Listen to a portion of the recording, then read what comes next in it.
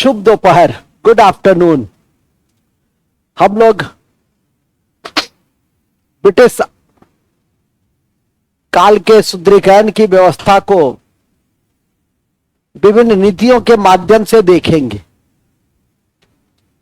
और जो नीतियां हैं, हल्ला नहीं, और जो नीतियां हैं वह है प्रशासनिक न्यायिक नीति, सामाजिक सांस्कृतिक नीति और शैक्षणिक नीति। ये 5 नीतियों को हम लोग के द्वारा इस बात की जानकारी दी जाएगी। और इसी क्रम में सबसे पहले सामाजिक और सांस्कृतिक और शैक्षणिक नीति को हम आज की कक्षा में देखना चाहेंगे। उसके बाद गप मत करो, उसके बाद प्रशासनिक और न्यायिक नीति छोटे स्वरूप में जानकारी में मैं दे दूं कि सामाजिक सांस्कृतिक नीति, आ जाओ, सामाजिक सांस्कृतिक नीति के कई पक्ष थे। जब ब्रिटिश शासन आरंभ हुआ उस समय ब्रिटिशों की सामाजिक और सांस्कृतिक नीति उदासीन रही, लेकिन 1813 के बाद और 1857 के पहले सक्रिय हस्तक्षेप समाज और सांस्कृतिक क्षेत्र में देखे गए। और इसीलिए इस समय कई तरह के रेगुलेशन भी लाए गए, जैसे सती प्रथा अधिनियम,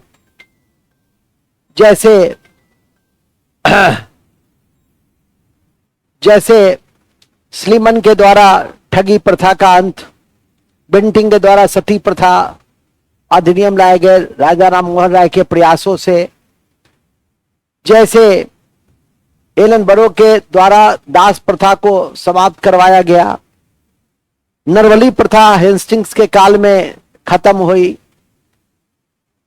केनिंग के द्वारा ईश्वरचंद विद्यासागर के प्रयासों से विधवा पुनः विवाह अधिनियम 1856 में लाए गए। ये सब ऐसे काम थे जिससे सोसाइटी में हलचल पैदा हुई। रूढ़िवादी तत्व प्रतिक्रिया दिए। स्वाभाविक है कि सती प्रथा और अन्य विधवा पुनः विवाह अधिनियम जैसी प्रथा के कारण ऑर्थोडॉक्स जो तबका होता है उसे यह अच्छा नहीं लगा और 1857 के विद्रोह को इस कारणों से भी जोड़कर देखा गया। लेकिन 1857 के बाद आपको इसमें थोड़ी सी कमी आई। हालांकि रेगुलेशन बनाए ही गए। नेटिव मैरिज एक्ट 1872 जिसमें विवाह की उम्र, लड़के और लड़कियों की विवाह की उम्र निर्धारित की गई। एज ऑफ कंसेंट एक्ट 1891 उसमें भी लड़कों की आयु को बढ़ा के 14 वर्ष कर दिए गए और जिसका विरोध तिलक ने भी किया। लेकिन तिलक ने विरोध इसलिए नहीं किया कि वो ऑर्थोडॉक्स थे, वो आधुनिक थे, प्रगतिशील थे। उन्होंने विरोध किया कि ब्रिटिश शासन के द्वारा भारतीय समाज में हस्तक्षेप करने का अधिकार नहीं। और इसी कड़ी में 1929 में बाल विवाह से ही संबंधित पुरुषों के लिए 18 और महिलाओं के लिए 14, बस स्त्रियों के लिए 14 हरविलास शारदा अधिनियम, जिसको हम इतिहास में शारदा एक्ट के नाम से जानते हैं, ये सब सामाजिक और सांस्कृतिक नीतियों का ही हिस्सा है। लेकिन सामाजिक और सांस्कृतिक नीतियों के हिस्सों की कड़ी में सबसे महत्वपूर्ण बिंदु है शिक्षा का विकास। यूं तो शिक्षा का जो सरकारी विस्तार है, विकास है, वो 1813 के चार्टर एक्ट से होती है, जब 1 लाख रुपए आधुनिक शिक्षा के क्षेत्र में खर्च किए जाएंगे, ऐसा प्रस्ताव दिया गया। हालांकि वारेन हेस्टिंग्स पहले ऐसे गवर्नर जनरल थे जिन्होंने व्यक्तिगत प्रयास भी किया। कलकत्ता में आधुनिक मदरसा बनाया गया 1781 में, और इसी के समय में जोनानाथ डंकन ने 1791 में संस्कृत कॉलेज की नींव रखी बनारस में। एस्थेटिक सोसाइटी ऑफ बंगाल, ये सब उन गवर्नर जनरल का व्यक्तिगत प्रयास था, लेकिन सरकारी स्तर पे संपूर्णता से 1813 के चार्टर एक्ट के बाद 1833 में जब चार्टर एक्ट बेंटिंग का आया तो उसमें एक विधि सदस्य थे जिनका नाम था मे काले। वो विधि सदस्य भी थे और उन्होंने जो मैन्यूट दिया अंग्रेजी शिक्षा के समर्थन में, उसको मेकाले प्रस्ताव के नाम से इतिहास में जाना जाता है। हालांकि उन्हीं के प्रयासों से आईपीसी 1860 और आईपीसी और सीआरपीसी 1861 भी पारित हुआ, जो आज आधुनिक रूपों में भारतीय न्याय संहिता और क्रमशः भारतीय नागरिक सुरक्षा संहिता के रूप में सामने आया है और 1 जुलाई 2024 से इसको लागू किया जाएगा। इसी तरह से शिक्षा के विकास में लॉरेंस के समय में लॉरेंस के द्वारा एक डाउनवर्ड फिल्ट्रेशन थ्योरी लाया गया शिक्षा का, जिसमें यह बताया गया कि शिक्षा पहले ऊपरी स्तर पे दी जाएगी और छन छन के नीचे तक जाएगी। लेकिन यह व्यवस्था बहुत कारगर नहीं हो पाई। 1854 में वुड आधुनिक शिक्षा का मैग्ना कार्टा वुड डिस्पैच लाया गया, जो भारत के पहले भारत सचिव भी थे। पहली बार लंदन विश्वविद्यालय के तर्ज पर कलकत्ता, मद्रास और बंबई में यूनिवर्सिटियां खोली गई, विश्वविद्यालय खोले गए, ट्रेनिंग कॉलेज की व्यवस्था की गई और यह माना गया कि शिक्षक के लिए ट्रेनिंग की अनिवार्यता होती है। आप सब लोग बीएड हैं, एमएड हैं, कई लोग बड़ी बड़ी डिग्री लिए हुए हैं। खुद भी मैं देखता हूं कि आप में कितनी योग्यता है। हालांकि मैं इस तर्क से पूरी तरह सहमत नहीं हूं कि जो ट्रेनिंग लिया रहेगा वही अच्छे शिक्षक होंगे। कई चीज जन्मजात पैदा होती है, ठीक है कि नहीं। मूल बिंदु पे आ जाइए। मूल बिंदु यह है कि हमने अभी आपको बताया कि ये सब वुड डिस्पैच से ही जुड़े हुए हैं। फिर कालांतर में रिपन के समय में हंटर कमेटी, जिसने प्राथमिक शिक्षा के विस्तार पर फोकस किया। कर्जन के समय में भारतीय विश्वविद्यालय अधिनियम 1904 रेलवे आयोग के पृष्ठभूमि में लाया गया, जिसके द्वारा सीनेट की व्यवस्था विश्वविद्यालय शिक्षा को बेहतर बनाने की दिशा में प्रयास हुए। इसी तरह से उसमें 2 भारतीयों को भी जोड़ा गया था। बिलग्रामी काफी महत्वपूर्ण है, बनर्जी और बिलग्रामी। फिर कालांतर में सैडलर आयोग 1917 में लाए गए, जिसने 10+2+3 की अनुशंसा की। उसमें भी 2 भारतीय थे, वर्णी साहब, जियाउद्दीन अहमद वर्णी, जियाउद्दीन अहमद।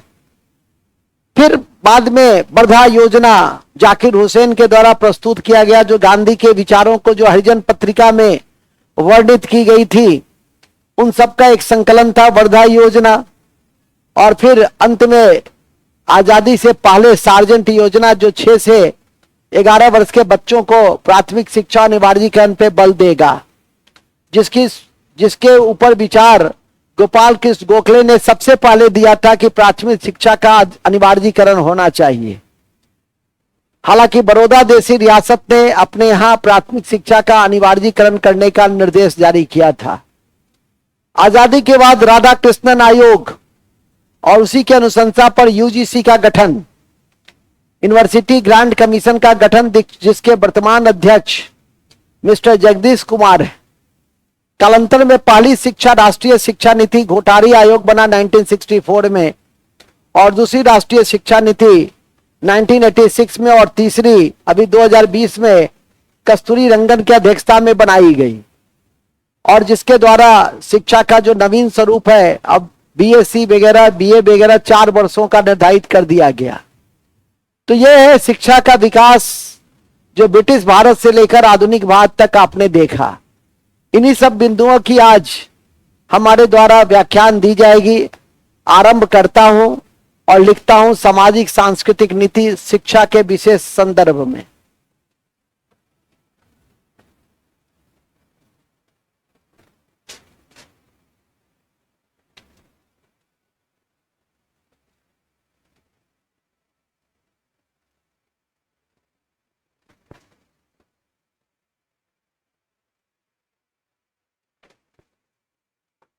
सामाजिक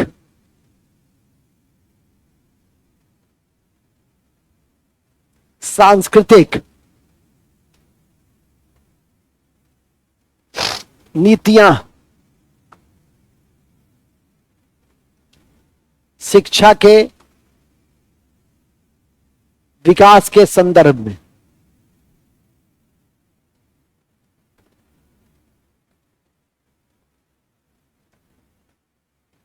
विकास के संदर्भ में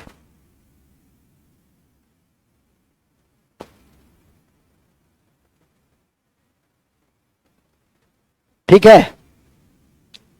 इन्हीं बिंदुओं की मेरे द्वारा व्याख्या होगी। अब स्टार्ट करते हैं, लिखते हैं सबसे पहले।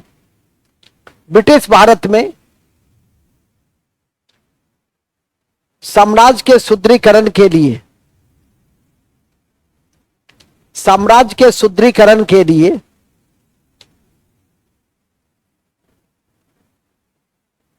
साम्राज्य के शुद्धिकरण करने के लिए विभिन्न नीतियों का प्रतिपादन किया गया। विभिन्न नीतियों का प्रतिपादन किया गया।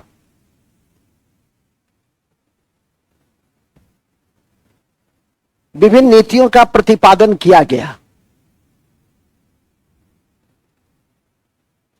विभिन्न नीतियों का प्रतिपादन किया गया, जैसे सामाजिक सांस्कृतिक नीति, जैसे सामाजिक सांस्कृतिक नीति, सामाजिक सांस्कृतिक नीति और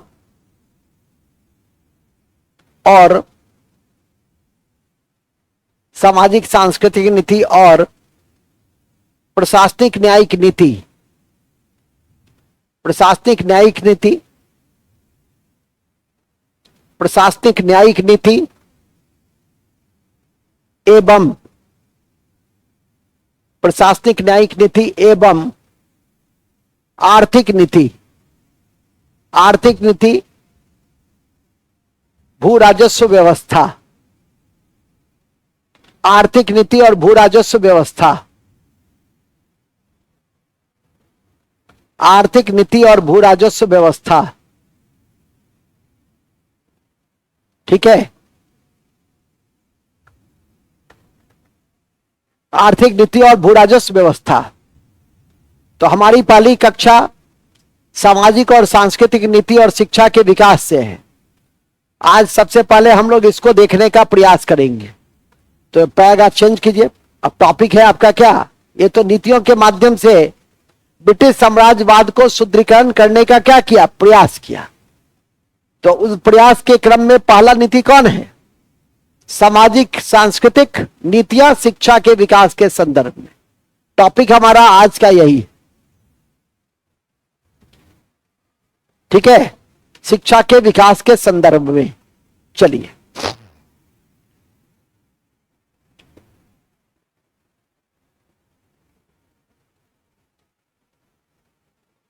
लिखिएगा। सबसे पहले ब्रिटिश भारत में सामाजिक सांस्कृतिक नीतियों के तहत, सामाजिक सांस्कृतिक नीतियों के तहत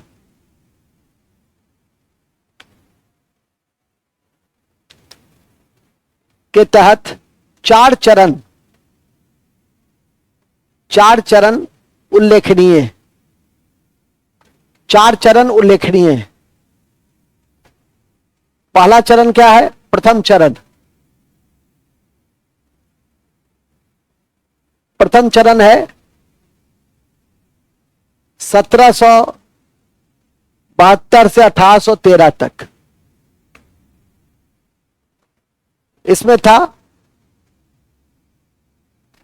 उदासीन। सरकार क्या था? इस नीति के संदर्भ में उदासीन था। अपने स्तर से उसने कोई प्रयास नहीं किया। तो लिख देंगे उदासीन। दूसरा चरण है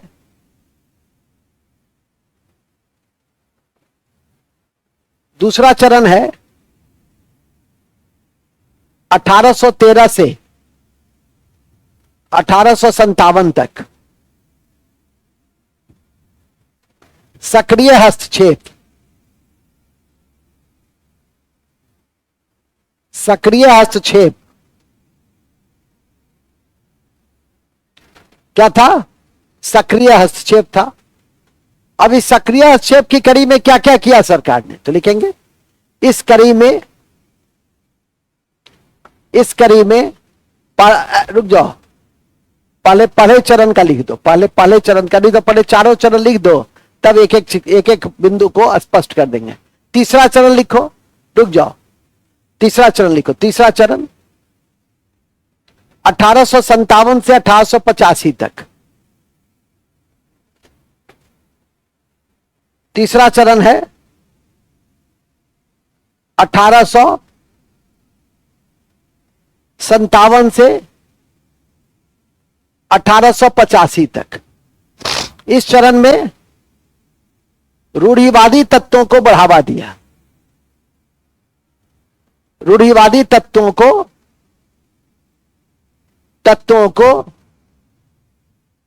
बढ़ावा दिया।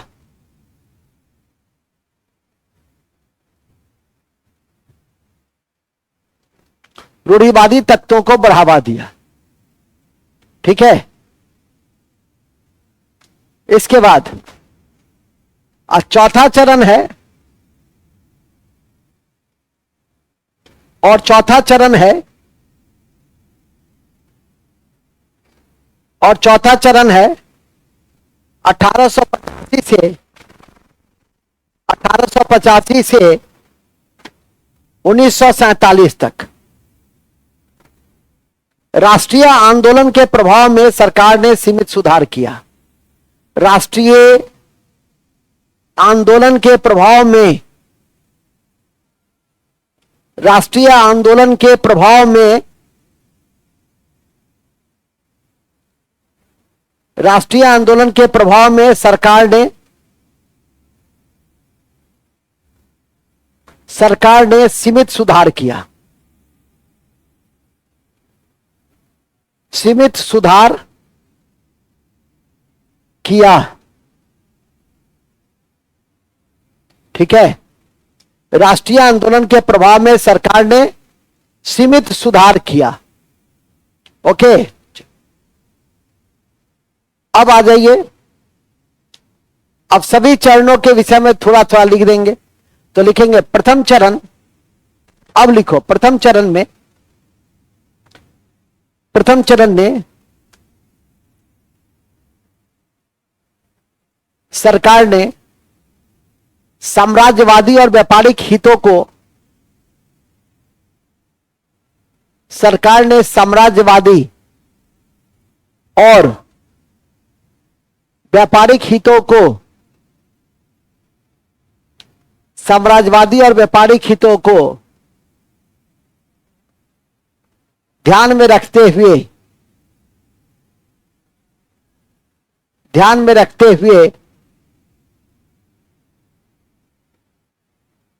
हस्तक्षेप की नीति पर बल दिया, और हस्तक्षेप की नीति पर बल दिया।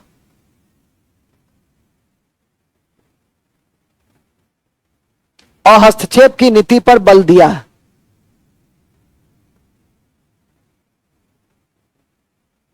और हस्तक्षेप की नीति पर बल दिया। इस चरण में बंगाल के प्रथम गवर्नर जनरल, इस चरण में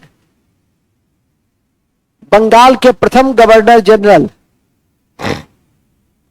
बंगाल के प्रथम गवर्नर जनरल कौन थे? Warren Hastings. Warren Hastings, Warren Hastings के प्रयासों से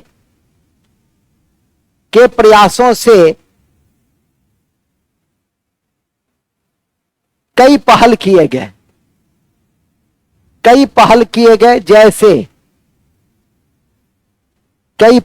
गए, जैसे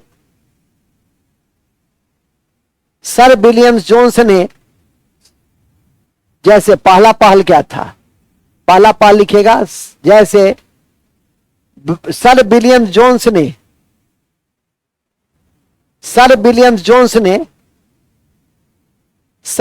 जोन्स ने एशियाटिक सोसाइटी ऑफ बंगाल की नींव रखी। एशियाटिक सोसाइटी ऑफ बंगाल की नींव रखी।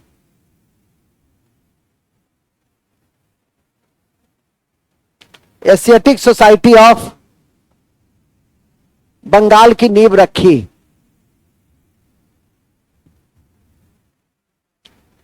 एशियाटिक सोसाइटी ऑफ बंगाल की नींव रखी 1784 में। ठीक है, नेक्स्ट। और दूसरा काम हुआ कि इस चरण में विल्किंसन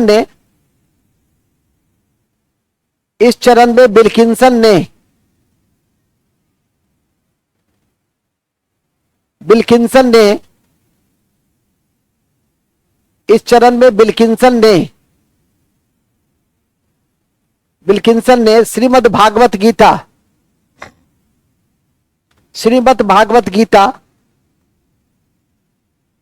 और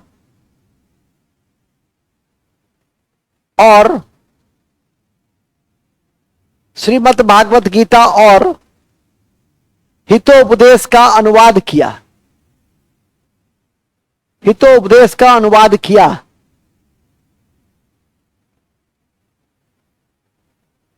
हितोपदेश का अनुवाद किया।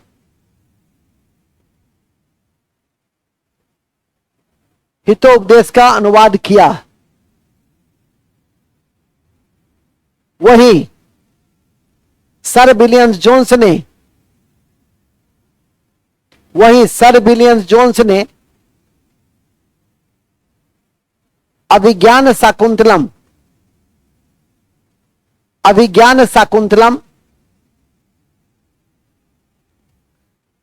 एवं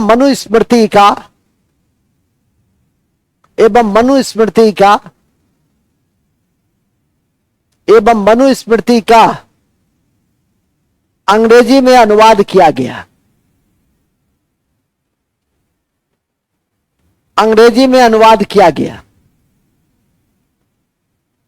ठीक है, अंग्रेजी में अनुवाद किया गया। आपकी जानकारी में एक और दे दे कि ऑल हेड हमारा सबसे प्राचीन संस्कृत का व्याकरण पाणिनि की अष्टाध्यायी है, और पाणिनि के अष्टाध्यायी का भी अंग्रेजी अनुवाद किया गया ऑल हेड के द्वारा। लेकिन उससे कहीं ज्यादा जो महत्वपूर्ण था विल्किंसन का भागवत गीता या सर विलियम जोन्स का अभिज्ञान शाकुंतलम या मनुस्मृति, वो आपकी परीक्षा के दृष्टि से कहीं अधिक महत्वपूर्ण है, तो ध्यान रखने का प्रयास करेंगे। तो प्रथम चरण में इतनी सारी प्रयास जो व्यक्तिगत गवर्नर जनरल थे उनके प्रयासों से हुआ। शिक्षा के क्षेत्र में 1772 से 1813 के बीच हेस्टिंग्स के प्रयासों से 1781 में कलकत्ता मदरसा की नींव पड़ी, और 1791 में जोनाथन डंकन के द्वारा बनारस में संस्कृत कॉलेज खोला गया। भला इसे कैसे छोड़ दीजिएगा, तो नोट में लिख दीजिए। वारेन हेस्टिंग्स के प्रयासों से 1781 में कलकत्ता मदरसा की नींव रखी गई। कलकत्ता मदरसा की नींव रखी गई। कलकत्ता मदरसा की नींव रखी गई। कलकत्ता मदरसा की नींव रखी गई। कलकत्ता मदरसा की नींव रखी गई। इसी कड़ी में जोनाथन डंकन के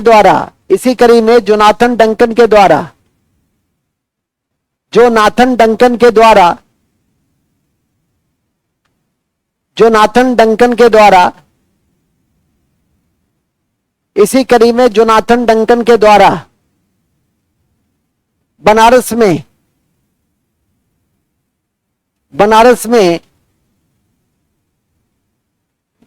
में संस्कृत कॉलेज की नींव रखी गई। संस्कृत कॉलेज की नींव रखी गई। संस्कृत कॉलेज की नींव रखी गई बनारस में जोनाथन डंकन के द्वारा संस्कृत कॉलेज की नींव रखी गई। आज भी बनारस में प्रधानमंत्री किसान सम्मान निधि योजना, जिसकी शुरुआत 2019 में हुई थी और जिसमें 2-2 हजार करके 3 किस्त दिए जाते हैं, 17वीं किस्त जारी किए गए। वर्तमान सरकार 20,000 करोड़ 9.5 करोड़ किसानों के लिए जारी किया, तो उसको मेगा इवेंट्स में बदला। ध्यान रखिए कि प्रधानमंत्री किसान सम्मान निधि योजना सरकार की एक महत्वपूर्ण योजना है और जिसकी शुरुआत 2019 याद रखना चाहिए, और साथ ही उससे भी ज्यादा महत्वपूर्ण है कि 2000 की 3 किस्त दी जाएगी और उसकी राशि जब बढ़ेगी तो आपके लिए इंपॉर्टेंट हो जाएगी। हालांकि सरकार विचार कर रही है कि उसे 9,000 कर दिया जाए। हमें तो आश्चर्य लगता है कि सरकार को 1,000 रुपया बढ़ाना है तो इतना विचार चल रहा है। राहुल जी की सरकार तो खटाखट 8,500 पर महीना दे रही थी।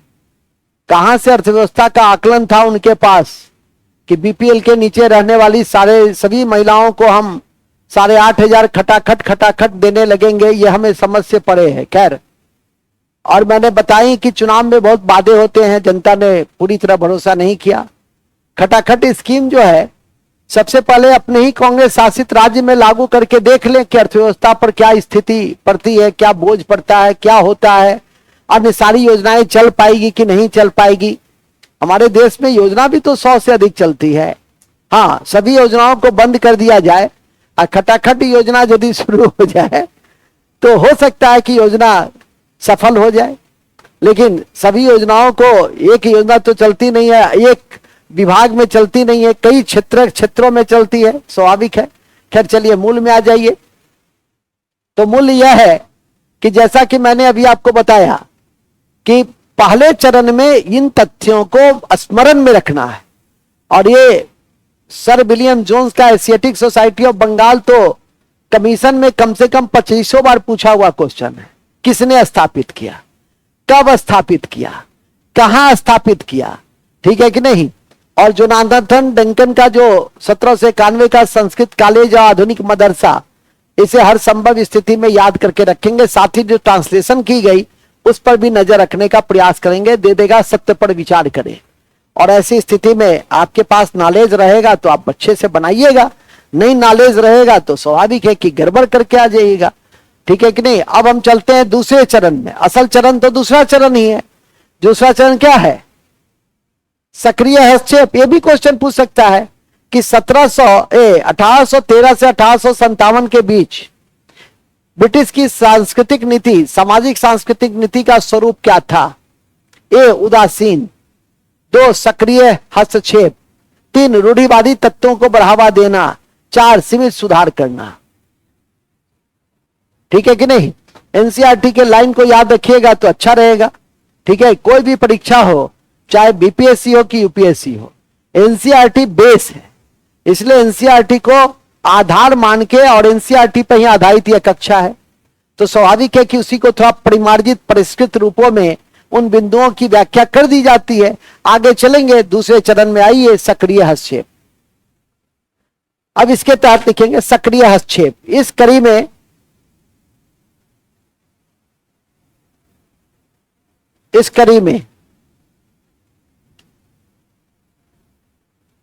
इस कड़ी में ब्रिटिश औद्योगिकरण नीति की पृष्ठभूमि, ब्रिटिश औद्योगिक नीति की पृष्ठभूमि, औद्योगिक क्रांति की पृष्ठभूमि क्या था, सो पहले मैं समझा दूं। औद्योगिक क्रांति हुई, कहां हुई? इंग्लैंड में। और औद्योगिक क्रांति में उद्योग में वस्तु का उत्पादन बढ़ा। भारतीय समाज बंद समाज था, भारतीय समाज बंद समाज था।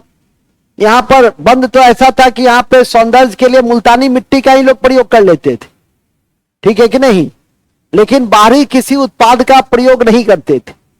अब औद्योगिक क्रांति हुई, समाज को खोलना जरूरी था और समाज को खोलने के लिए विभिन्न अधिनियम लाए गए।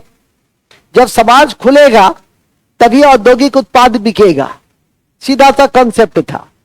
और उसी कड़ी में एक तो यह था और दूसरा था रुडयार्ड किपलिंग का कॉन्सेप्ट, व्हाइट बर्डन कॉन्सेप्ट, कि तुम काले लोग मेरे जैसे गोरे लोगों पर क्या है, बोझ है। तुम काले लोग मेरे जैसे गोरे लोगों पर क्या है, बोझ है। ये इसे हम कहते हैं श्वेत जाति भार सिद्धांत। माने तुम लोग श्वेत जाति पे क्या थे, हम भारतीय जो काले थे वो ब्रिटिश गोरे लोगों पे भार थे। तो हम लोग का यह दायित्व था, गोरे लोगों का यह दायित्व था कि उन काले लोगों को सुधारना है, काले लोगों को गोरा बनाना है पॉन्ड्स का क्रीम लगवा करके। नहीं, ये तो था नहीं, ये था कि उस औचित्य को साबित करना था। और इसी क्रम में इन लोगों ने सक्रिय हस्तक्षेप की नीति अपनाई। यही कॉन्सेप्ट है इस चरण का। तो लिखेंगे, क्या लिखे हैं, ब्रिटिश औद्योगिक क्रांति की पृष्ठभूमि एवं रुडयार्ड किपलिंग का श्वेत जाति भार का सिद्धांत। रुडयार्ड किपलिंग का, रुडयार्ड किपलिंग, रुडयार्ड किपलिंग का श्वेत जाति भार का सिद्धांत, श्वेत जाति भार का सिद्धांत, श्वेत जाति भार का सिद्धांत, श्वेत जाति भार का सिद्धांत, श्वेत जाति भार का सिद्धांत की को का औचित्य साबित करना, का औचित्य साबित करना एवं का औचित्य साबित करना लिख दिए। एवं भारतीय समाज के कुछ प्रगतिशील लोगों का दबाव, भारतीय समाज के कुछ प्रगतिशील, भारतीय समाज के कुछ प्रगतिशील वर्ग का दबाव के कारण निम्नलिखित सुधार किए गए। दबाव के कारण निम्नलिखित सुधार किए गए।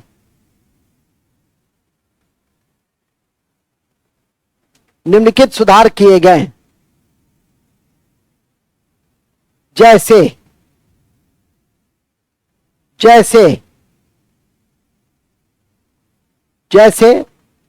सती प्रथा अधिनियम रेगुलेशन 17,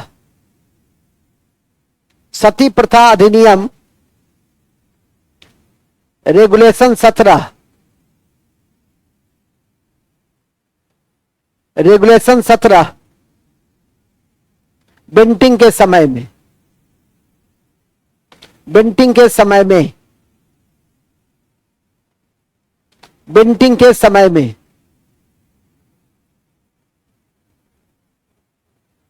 बेंटिंग के समय में। दूसरा, अच्छा कब आया था ये एक्ट, 1829 में, तो ब्रैकेट में लिख दो सती प्रथा अधिनियम कब आया, 1829 में, 1829 में, 1829 में। दूसरा 1830 में स्लीमेन के द्वारा, 1830 में स्लीमेन के द्वारा, स्लीमेन के द्वारा, स्लीमेन के द्वारा ठगी प्रथा का अंत किया गया, ठगी प्रथा का अंत किया गया।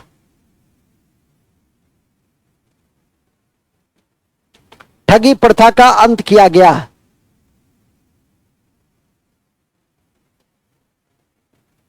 ठगी प्रथा का अंत किया गया। तीसरा, 1843 में 1843 में एलन बरो ने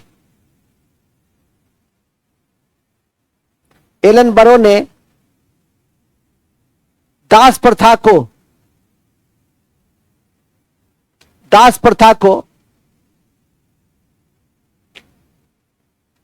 एलन बरो ने दास प्रथा को समाप्त करने में महत्वपूर्ण भूमिका निभाई।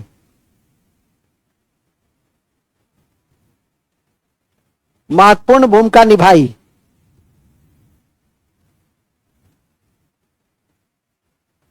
महत्वपूर्ण भूमिका निभाई। ठीक है, 1843 में हो गया। दास प्रथा को प्रतिबंधित कर दिया गया। कब? और ठगी प्रथा को किसने? स्लीमैन ने। सती प्रथा को 1829 में किसने? लॉर्ड विलियम बेंटिंग के द्वारा। कौन सा रेगुलेशन? और 44-45 में नरबली प्रथा का अंत। लिखेंगे 1844-45 में नरबली प्रथा का अंत। नरबली प्रथा का अंत।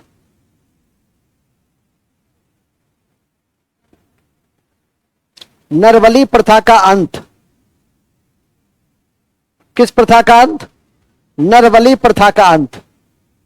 लॉर्ड हार्डिंग के द्वारा। लॉर्ड हार्डिंग के द्वारा।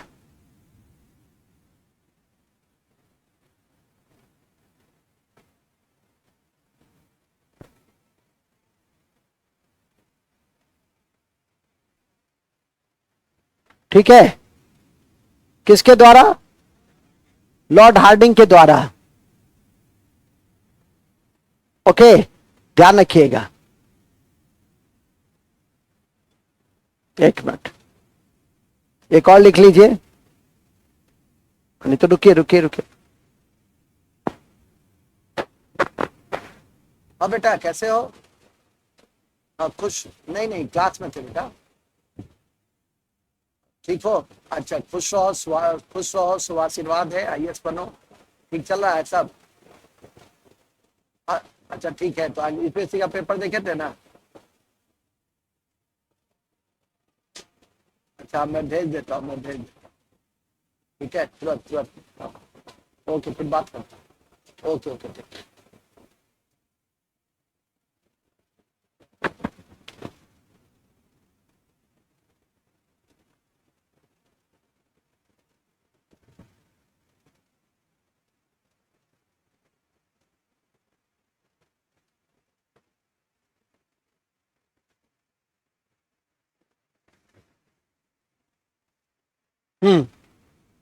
कहां थे हम लोग? बड़े अच्छे जगह पे थे। हम लोग थे 1856 में। अब आइए, विधवा पुनः विवाह अधिनियम लिखेंगे। 1856 में 1856 में विधवा पुनः विवाह अधिनियम केनिंग और ईश्वरचंद्र विद्यासागर के प्रयासों से केनिंग और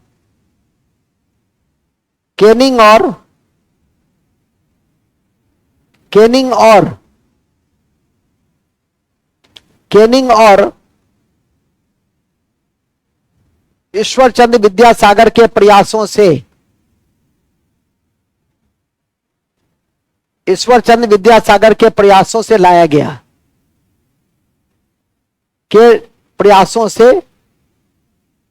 गया। ठीक है, तो यह दूसरा चरण था। तो दूसरा चरण में ये जो 5-6 रेगुलेशन लाया गया, इसे किसी भी स्थिति में नहीं भूलिएगा। चाहे वो ईस्वी हो, चाहे जिसमें रेगुलेशन करा दिए। हालांकि दास प्रथा का भी रेगुलेशन 5 था। जहां दास प्रथा लिखे है ना, वहां रेगुलेशन 5 लिख दीजिए। रेगुलेशन 5 लिख दीजिए, अच्छा रहेगा। रेगुलेशन 5। ठीक है, रेगुलेशन 5। ये 5-6 एक्ट पर नजर रखिए और इसको याद कर लीजिएगा, काम देगा। तीसरा चरण, लेकिन ये तीसरे चरण में रूढ़िवादी तबकों को,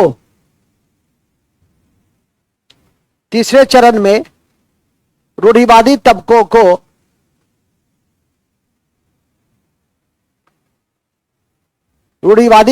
को महत्व दिया गया,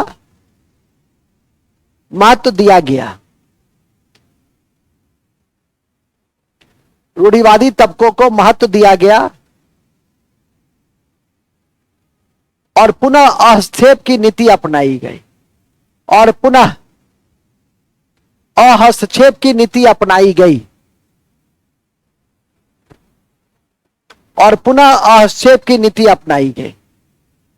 तो नेटिव मैरिज एक्ट कब पारित हुआ? बजरंगी, खुश रहो, बहुत बड़ा आदमी बनो। तो नेटिव मैरिज एक्ट कब पारित हुआ? अभी तो पता है 1872। गजब, ठीक है। नेटिव मैरिज एक्ट 1872, लेकिन अभी मैंने क्या लिखाया कि तीसरे चरण में रूढ़िवादी तत्वों को बढ़ावा दिया, पुनः हस्तक्षेप की नीति अपनाई, मैंने हस्तक्षेप नहीं करेंगे, लेकिन बावजूद इसके कि एक अधिनियम लाया जिसका नाम था नेटिव मैरिज एक्ट 1872, जिसमें लड़कियों की आयु, विवाह की आयु 14 वर्ष कर दी गई, जिसमें लड़कियों की विवाह की आयु 14 वर्ष कर दी गई। तो लिखिएगा, ये लिख लिया ना, हस्तक्षेप की नीति अपनाई गई, हस्तक्षेप, नॉन इंटरफेरेंस। बावजूद इसके 1872 में, बावजूद इसके, पॉइंट करके लिखिए ना तो ज्यादा जल्दी, देखो कितना बढ़िया लिखता है प्रकाश, ठीक है कि नहीं? तुम लोग को भेजते भी है, कुछ सीखो। कितना बढ़िया प्रस्तुतिकरण रहता है, तथ्यों का कितना बढ़िया, सब तथ्य तो वही रहता है, उसी को कितना बढ़िया से सजा के लिख देता है। ठीक है, आप लोग का लगता है कि जैसे सारा नृत्य क्रिया सुबह का इसी पर किया है, कॉपी पे ही किया है। ठीक है, कहां थे हस्तक्षेप की नीति? अरे ये कहां से देखो, आज कल बकरीद है, तुम आज पढ़ रही हो, महीना महीना दिन गायब रहती हो। अरे आज के दिन जाकर के उत्सव मनाती, खाम मका तुम पढ़ रही हो, तुम्हारा उम्र अभी पढ़ने का है, बकरीद उकरीद मनाती, महीना महीना दिन गायब रहती है, आज आ गई है पढ़ने। देखो, वो तो वही बात हुआ कि बरसात में जब खूब मूसलाधार रहेगा, सब बहुत गायब रहता है, बरसाते के दिन पहुंचता है, आप पूछता है कि सर आज क्लास नहीं होगा, मैंने सिंगल लड़का पहुंचेगा तो वही लड़का पहुंचेगा। कितना बढ़िया, हम कहे नहीं क्लास होगा, बैठो, तुम्हारे लिए 300 क्वेश्चन वाला एक सेट रखे हुए हैं, आप बैठा के उसको 300 क्वेश्चन बनवाते हैं, कहे बनाओ आज, आप बना के जाओगे।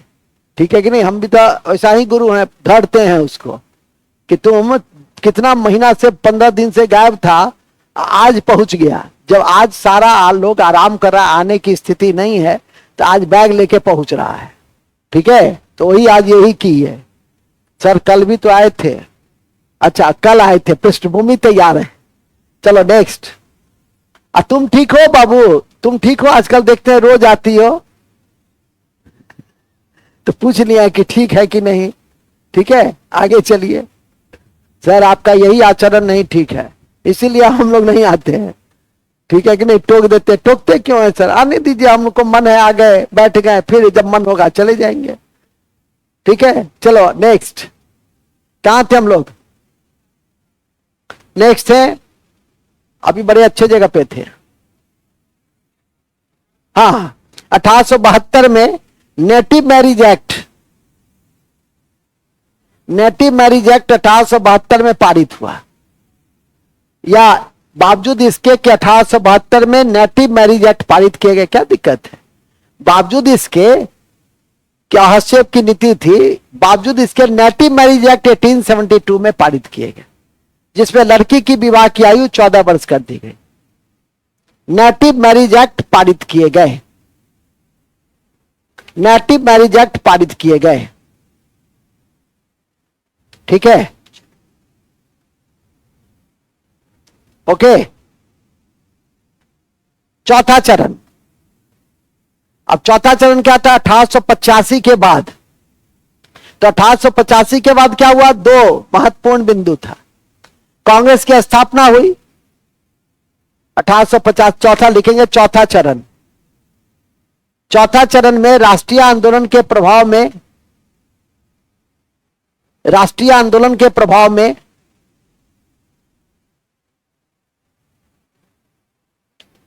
राष्ट्रीय आंदोलन के प्रभाव में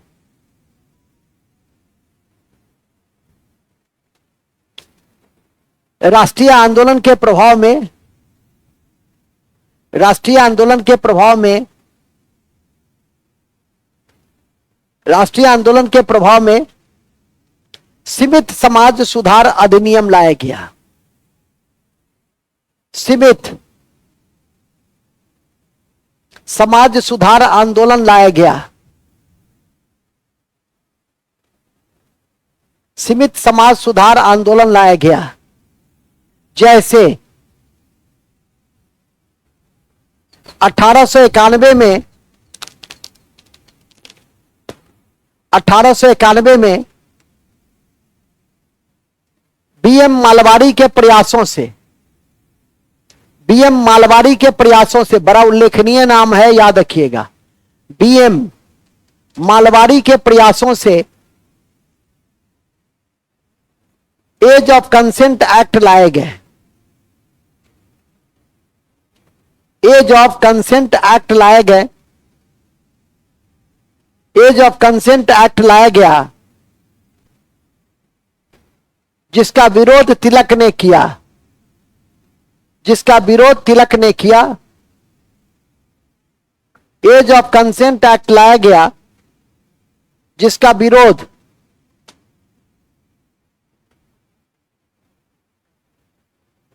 तिलक ने किया। और इस एक्ट में लड़कियों की विवाह की आयु 12 वर्ष निर्धारित की गई।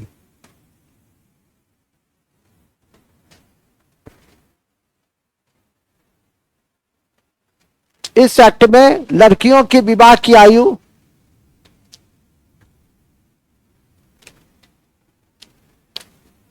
लड़कियों के विवाह की आयु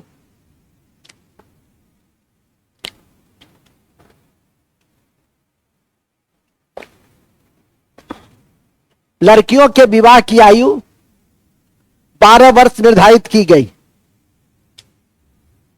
किसमें? एज ऑफ, कब आया? एज ऑफ कंसेंट एक्ट कब आया? किसके प्रयासों से लाया गया? और बीएम माला, और किस राष्ट्रीय नेता ने इसका विरोध किया? अब नेक्स्ट है, लास्ट है 1929 में शारदा अधिनियम। 1929 में शारदा अधिनियम लॉर्ड इरविन के समय, शारदा अधिनियम लॉर्ड इरविन के समय लाया गया था। लॉर्ड इरविन के समय लाया गया था, जिसमें लड़कियों की विवाह की आयु 14, लड़कियों के विवाह की आयु 14 और लड़कों का 18 किया गया।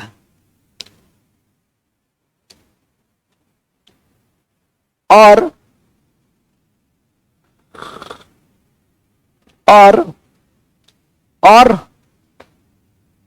लड़कियों का 14 और लड़कों का 18 किया गया।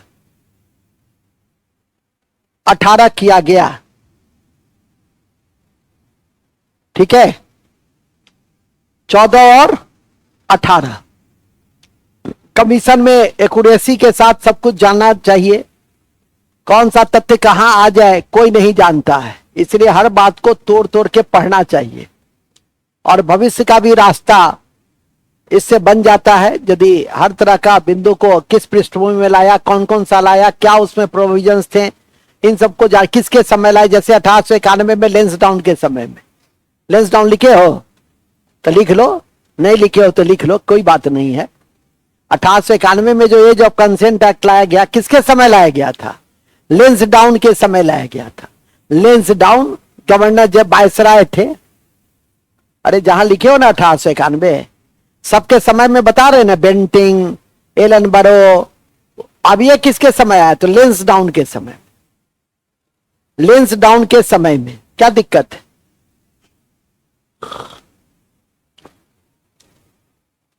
लेंसडाउन के समय में बस। तो हमारी सामाजिक सांस्कृतिक नीति क्या हो गई? कंप्लीट हो गई ना। कितना आराम से हो गया। आप, अब आपका काम है, मेरा काम खत्म हो गया, अब आपका काम है, कहती है जी। तो जी के बाद भी आप ही हैं, तो उसके बाद आपको याद रखना है, 2 बार 3 बार रिवीजन कीजिए, रटिए इसको बैठ के, ठीक है कि नहीं। और इसी में मिलाने जुलाने हिलाने में आ जाएगा। आपको सिंगल लाइन भी दे देगा और साथ में सुमेलित करने में दे देगा, या सत्य पर विचार करे, इसी टाइप का क्वेश्चन देगा। भारी करेगा तो थोड़ा सत्य पर विचार करे, सुमेलित करे। सिंगल लाइन पूछा तो सीधे दे देगा कि एज ऑफ कंसेंट एक्ट किसके प्रयासों से लाया गया, कब लाया गया। सत्य पर विचार करने में दे देगा 1 2 कि एज ऑफ कंसेंट एक्ट 1872 में लाया गया था। 2 हरविलास शारदा अधिनियम 1929 में इरविन के समय लाया गया।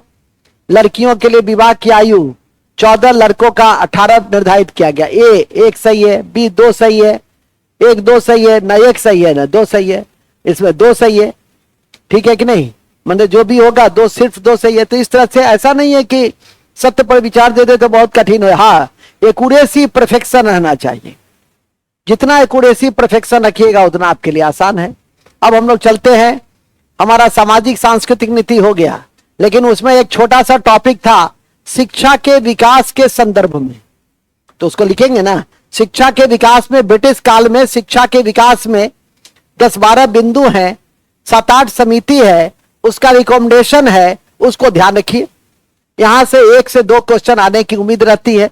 प्रशासनिक न्यायिक से नहीं आएगा, नहीं भी आ सकता है, वर्षों के बाद कभी आ गया तो आ गया। लेकिन आर्थिक नीति जो अस्थायी बंदोबस्ती है, जो रैयतवाड़ी बंदोबस्ती है, जो महलवाड़ी बंदोबस्ती है, वहां से क्वेश्चन पूछने की संभावना अधिक होती है। लेकिन इसका मतलब ये नहीं कोई गेस क्वेश्चन की कक्षा तो है नहीं, इसीलिए प्रशासनिक और न्यायिक नीति की भी हम व्याख्या कर देते हैं। पहले आप ध्यान रखिए शिक्षा के विकास के संदर्भ में।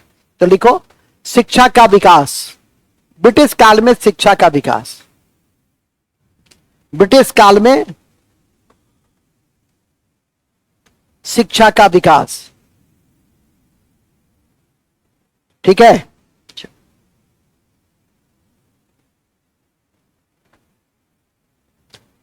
लिखेंगे भारत में आधुनिक शिक्षा का विकास, आधुनिक शिक्षा का विकास 1813 के चार्टर एक्ट से आरंभ होती है। 1813 के चार्टर एक्ट से आरंभ होती है।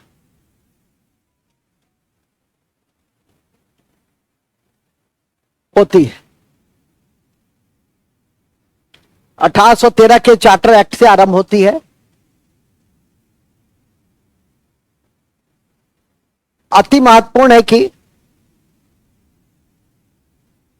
1813 के चार्टर एक्ट में क्या किया गया था? शिक्षा पर 1 लाख रुपए खर्च किए जाएंगे, लेकिन खर्च नहीं हुआ। फैसला यह नहीं हो सका 30-20 वर्षों तक कि पैसा अंग्रेजी शिक्षा पे खर्च होगा कि पैसा परंपरागत शिक्षा पर खर्च होगा।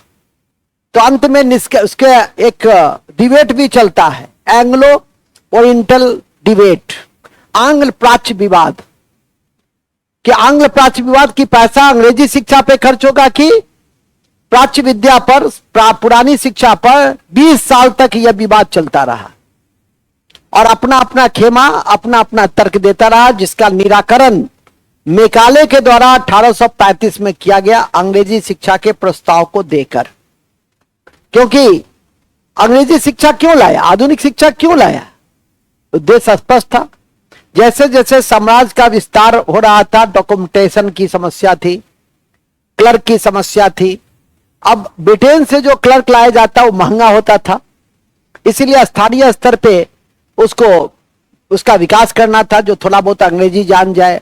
ऐसा नहीं था कि वो आपको डॉक्टरेट बनाकर आधुनिक नवाचार अनुसंधान से जोड़कर आपको विकसित भारत बनाने की दिशा में आप एक उत्प्रेरक के रूप में काम करते। ऐसा अंग्रेजी सरकार का कतई कोई उद्देश्य नहीं था। उसका उद्देश्य सीधा सा था कि कंपनी का शासन चलाना है, हमको एक ऐसा वर्ग चाहिए जो थोड़ा सा अंग्रेजी बोल सके, पढ़ सके, लिख सके, समझ सके और कुछ लिख सके, कुछ टिप्पणी उपनी कर सके, मतलब एक किरानी पैदा करना था।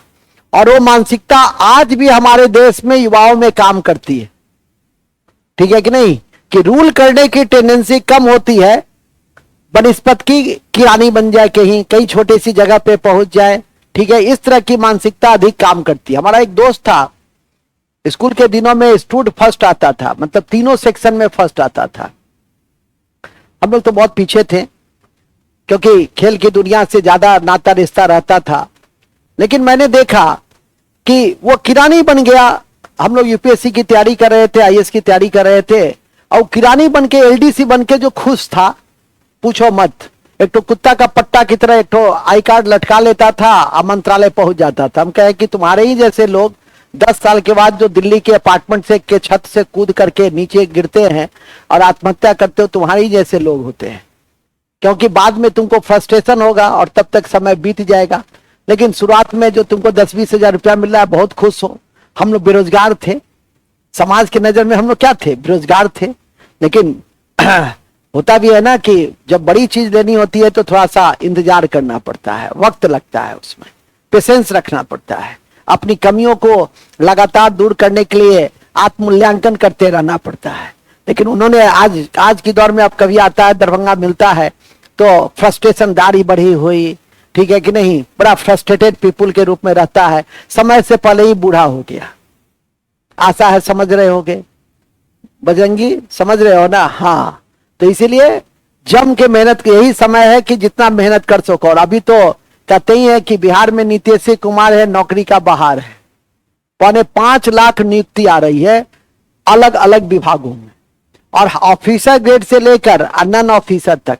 इस साल, मतलब 1 साल के भीतर यदि रोजगार नहीं मिला तो फिर बड़ी कठिनाई होगी, ठीक है कि नहीं। आप लोग की सेवा तो अलग है ही। मैंने ये सिर्फ ये है कि जो लड़के मैथ, रीजनिंग, इंग्लिश, जीएस, सबसे ज्यादा महत्ता तो बिहार की परीक्षा में समान अध्ययन का है। जितना बढ़िया जान के रहेगा उतना जल्दी वो आगे बढ़ जाएगा। आगे लिखो, कहानी एक ही रील का है, आगे लिखो, सोच रहा है, ठीक है। तो हमने अभी बताया क्या कि अंग्रेजी शिक्षा का उद्देश्य क्या था, निम्न वर्गीय लिपिक पैदा करना, ठीक है, हमारी उद्देश्य यही था। इसी क्रम में अब लिखेंगे 1813 के चार्टर एक्ट में लिख लिए ना, वो तो लिख ही लिए कि आधुनिक शिक्षा का विकास 1813 में हुआ। पढ़ तो पढ़ ही लिए हो संविधान की कक्षा में कि 1813 में क्या हुआ, तो आधुनिक शिक्षा पर 1 लाख रुपए खर्च किए गए, लिखेंगे फिर 1813 में हुआ। और इसी क्रम में आंग्ल प्राच्य विवाद, आंग्ल प्राच्य विवाद, आंग्ल प्राच्य विवाद, आंग्ल प्राच्य, एंग्लो ओरिएंटलिस्ट डिबेट, अंग्रेजी में कहिए तो एंग्लो ओरिएंटलिस्ट और हिंदी में कहिए तो आंग्ल प्राच्य विवाद का जन्म हुआ। आंग्ल गुट का नेतृत्व, आंग्ल गुट का नेतृत्व, आंग्ल गुट का नेतृत्व ट्रेवेलियन और मैकाले कर रहे थे, ट्रेवेलियन और मैकाले कर रहे थे,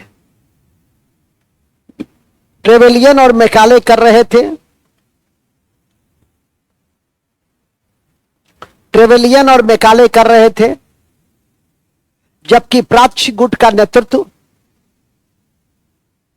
जबकि प्राच्य गुट का नेतृत्व विल्सन और प्रिंसेस कर रहे थे। प्राच्य गुट का नेतृत्व विल्सन, एच.एस. विल्सन और Prinsep Prinsep Prinsep Prinsep Wilson और प्रिंसेज कर रहे थे। तुम एक गुट भी याद करके रख लोगे तो तुम्हारा काम क्या है, तमाम हो जाए। मैकाले जहां देखोगे वहां पर क्या रहेगा? आंग्ल, क्योंकि मैकाले की शिक्षा नीति अंग्रेजी शिक्षा नीति थी। तो ट्रेवरियन और मैकाले, और साल जानकारी में मैं दे दूं कि इसमें एक भारतीय भी थे आंग्ल शिक्षा के समर्थक में, और उनका नाम था राजा राम मोहन राय। एनसीईआरटी जब पढ़िएगा तो उन्होंने लिखा है, उस किताब में लिखा है कि राजा राम मोहन राय ने अंग्रेजी शिक्षा का समर्थन दिया था, न कि प्राच्य शिक्षा का समर्थन दिया था। तो इस बात को भी बाय द वे आपको दे दे कि निम्नलिखित में से आंग्ल गुट में कौन नहीं थे। तो ऐसा नहीं कि राजा राम मोहन राय को चुन लीजिएगा, आंग्ल गुट में राजा राम मोहन राय थे। आंग्ल गुट में कौन नहीं थे? तो प्रिंसेज और विल्सन, ये दोनों नहीं थे, ध्यान रखिएगा। और इसका अंत में निराकरण 1835 के द्वारा की गई, जब मैकाले प्रस्ताव लाया गया और मैकाले प्रस्ताव से अंग्रेजी शिक्षा की नीति को लागू किया गया।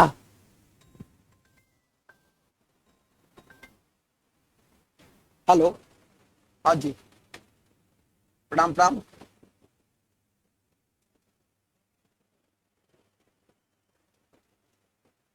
दरोगा वाले में वाह, बधाई हो, शुभकामना, आशीर्वाद है। आ जाना, 7:15 बजे आ जाना। हाँ आ जाना, ठीक है ठीक है। दरोगा पास किया, फिजिकल अभी पास किया है, ठीक है। इस गर्मी में दौड़ गया, कम बड़ी बात है। नेक्स्ट, कहाँ थे हम लोग? हम लोग बड़े अच्छे जगह पे थे। हम लोग थे प्रिंस से, हो गया। लिखेंगे इस विवाद का निराकरण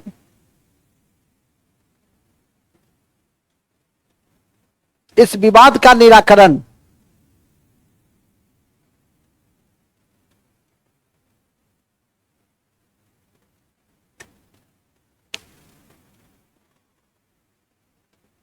इस विवाद का निराकरण 1835 में मैकाले प्रस्ताव के माध्यम से मैकाले प्रस्ताव के माध्यम से मैकाले प्रस्ताव के माध्यम से लाया गया।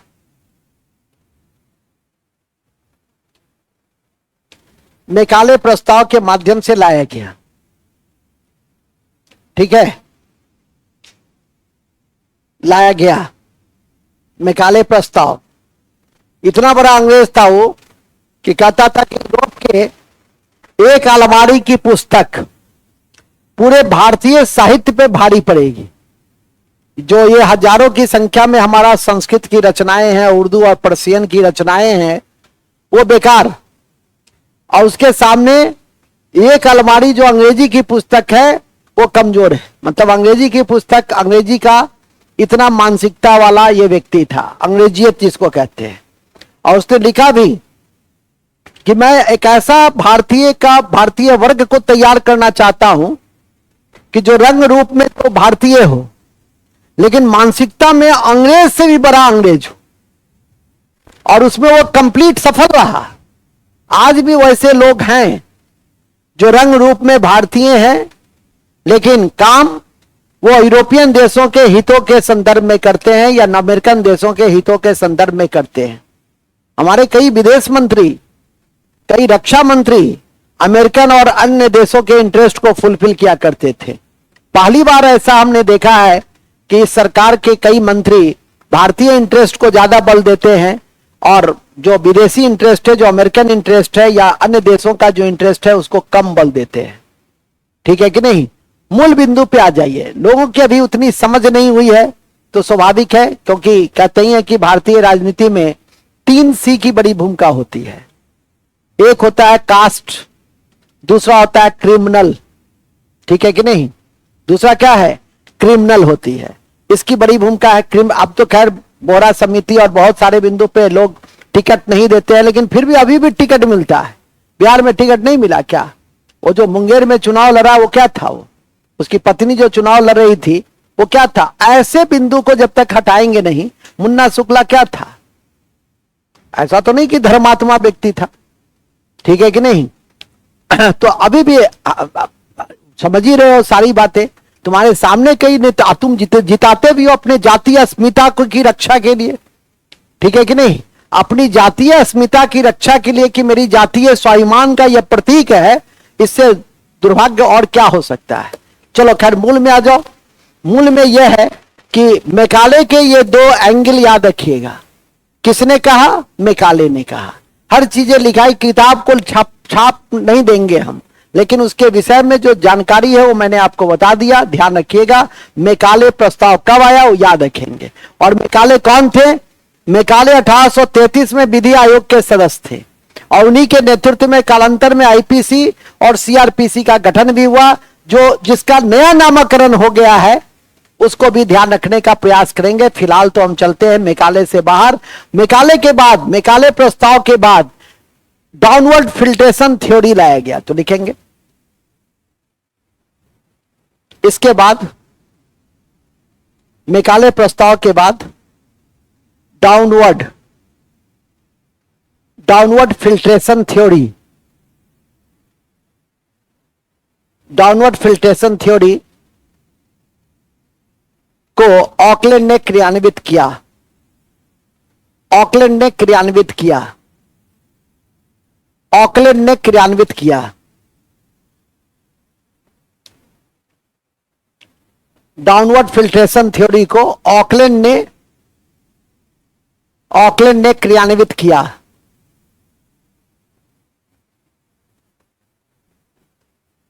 ऑकलैंड ने क्रियान्वित किया।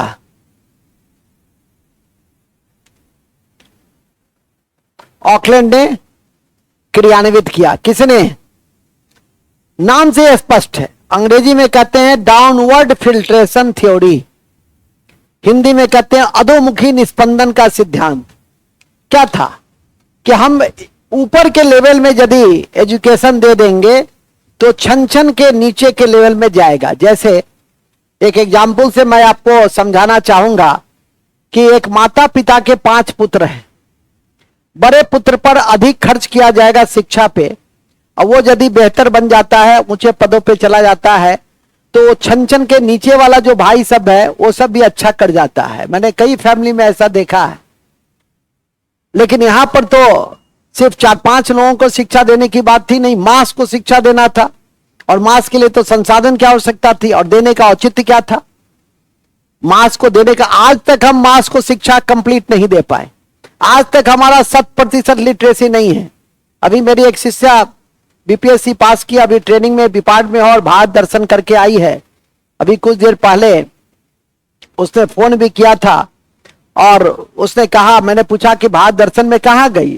तो केरल गए, शिमला गए, दार्जिलिंग गए। हम कहे कहाँ का सिस्टम अच्छा लगा? तो केरल का। वहां एक पान वाला भी शिक्षित है और टेक्नोलॉजी के प्रति क्या है? पूर्ण जानकार है। इसलिए आप देखते भी हैं कि 100% नेट बैंकिंग का उपयोग करने वाला Kerala, virtual university Kerala, digital university Kerala, AI school Kerala, जितना भी टेक्नोलॉजी से जुड़ा हुआ काम रहता है वो सब केरल में होता है, क्योंकि वहां एजुकेशन है और वहां हेल्थ है। इसलिए ह्यूमन डेवलपमेंट इंडेक्स में भी भारत ह्यूमन डेवलपमेंट इंडेक्स में भले ही 134वां स्थान पर है, लेकिन केरल उसमें सबसे आगे है। ठीक है कि नहीं? हम लोग human capital, human development, human capital में भी केरल आगे है। कैपिटल में क्या आ जाता है? स्किलनेस, शिक्षा, स्वास्थ्य तो सब में आवश्यक होता है, लेकिन साथ में डेवलपमेंट में, ह्यूमन डेवलपमेंट में है per capita income, education, health और पर कैपिटा इनकम। ध्यान रखिएगा।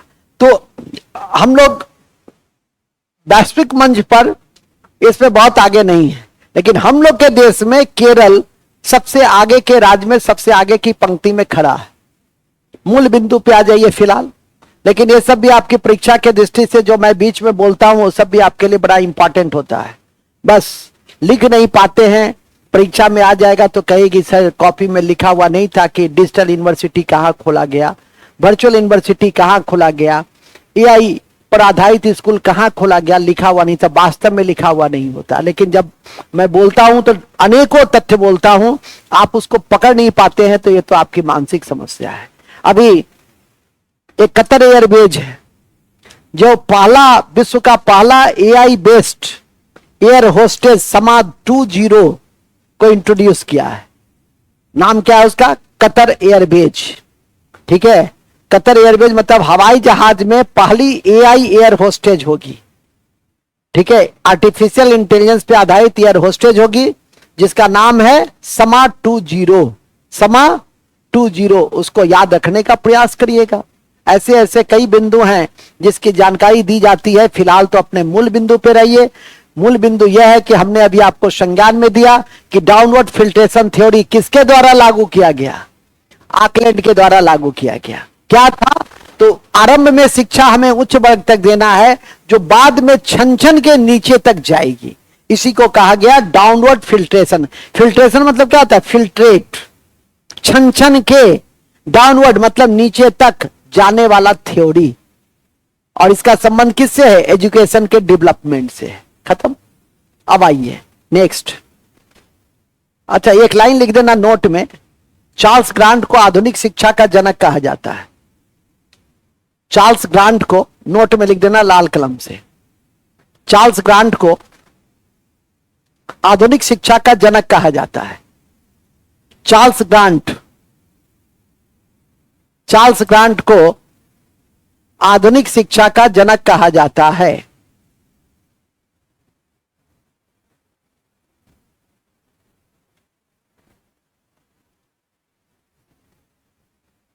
चार्ल्स ग्रांट को आधुनिक शिक्षा का जनक कहा जाता है। आधुनिक शिक्षा का जनक कहा जाता है। चलिए अब नेक्स्ट फेज में आइए।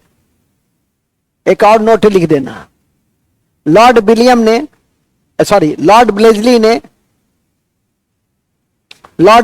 ने कलकत्ता में, लॉर्ड ब्लेजली का नाम नहीं सुने थे क्या? कौन सी नीति दिया था?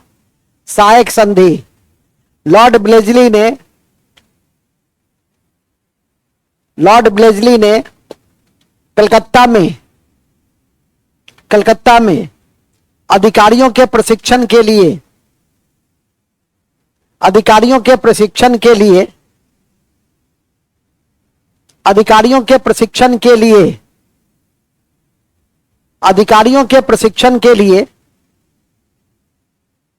फोर्ट विलियम कॉलेज की नींव रखी। फोर्ट विलियम कॉलेज की नींव रखी। फोर्ट विलियम कॉलेज की नींव रखी। फोर्ट विलियम कॉलेज की नींव रखी। फोर्ट विलियम कॉलेज की नींव रखी जिसे 1802 में बंद कर दिया गया।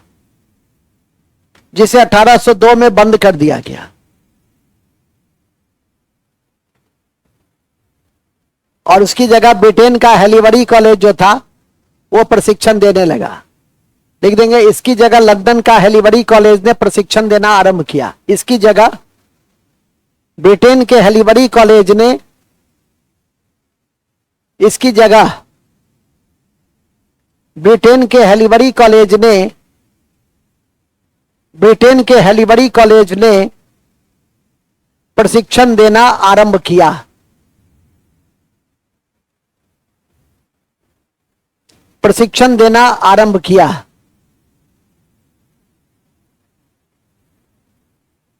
प्रशिक्षण देना आरंभ किया। अंडरलाइन कर देंगे। ठीक है, प्रशिक्षण देना आरंभ किया। यह आपकी परीक्षा के दृष्टि से भी महत्वपूर्ण है।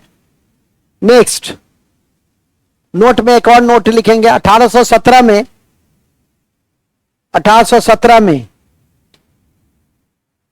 डेविड हेयर और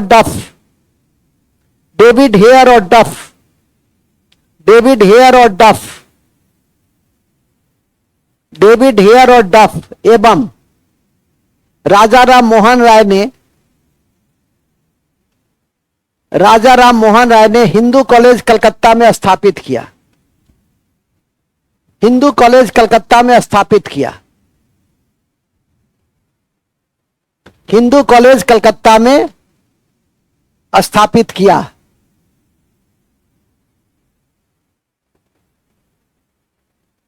हिंदू कॉलेज कलकत्ता में स्थापित किया। ठीक है, किसने किसने? नेक्स्ट, ये आपका 1840 तक जो एजुकेशन का डेवलपमेंट हुआ उसकी संक्षिप्त रूपरेखा हमने आपको दी। 1840 के बाद सबसे इंपॉर्टेंट है वुड डिस्पैच 1854, जिसको आधुनिक शिक्षा का मैग्ना कार्टा कहते हैं। तो लिखोगे नेक्स्ट, 1854 में वुड डिस्पैच भारतीय शिक्षा का मैग्ना कार्टा कहा गया। वुड डिस्पैच लाया गया जिसे आधुनिक शिक्षा का मैग्ना कार्टा कहते हैं। वुड डिस्पैच लाया गया, वुड डिस्पैच लाया गया जिसे आधुनिक शिक्षा का मैग्ना कार्टा कहते हैं, जिसे आधुनिक शिक्षा का मैग्ना कार्टा कहते हैं।